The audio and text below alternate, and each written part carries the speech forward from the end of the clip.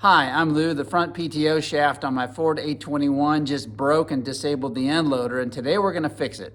I took off the front wheels so we could get a closer look, and here's the front pulley coming off the engine. The drive shaft is driving this. Right here is a hub that's bolted onto that pulley, and it has a spline female, and then there's a long shaft that goes through all the way out over here, and there's the pump.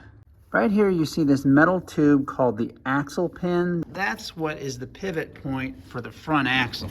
This is normally pushed in and bolted down, but my bolt came out, this slid out, and the axle dropped and broke the shaft. Here's everything taken out for a closer look. That's the pin that the axle rides on, and here's the shaft that goes from the engine out to the pump. The bolt came out and this slid down, and then the axle dropped right on this shaft and broke it, actually two places. Tore up the spline pretty bad. To fix it, I got a new hydraulic pump drive shaft and hub.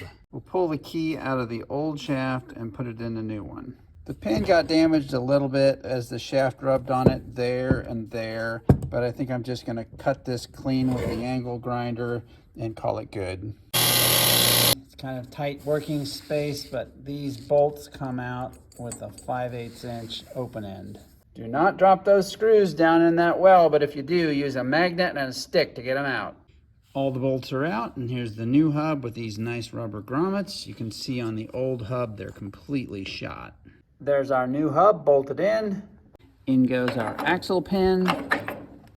Here it comes on the other side, and we'll have to move this axle to line it up. And there's the pin pushed all the way in. Got it in with a bolt and lock washer on the other side so it won't fall out again. And here's our axle pivoting.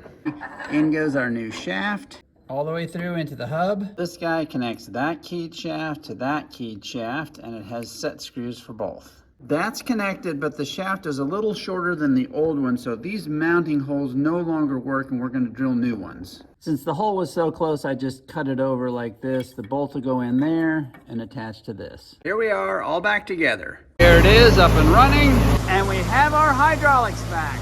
Thanks for watching.